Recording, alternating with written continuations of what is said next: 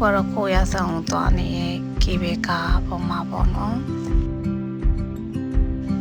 ဘူတာနေပြီးတော့ကေဘေကာစီရတယ်ပေါ့နော်9မိနစ်10မိနစ်လောက်ပဲအကြာကြီးတော့မစီရအောင်တောင်းမောရောက်တယ်ဒီမှာဘတ်စကားစီပြီးတော့ဒီအိုကုနိုအင်းစီကိုသွားခဲ့တယ်ပေါ့နော်ဒါအိုကုနိုအင်းဆိုတဲ့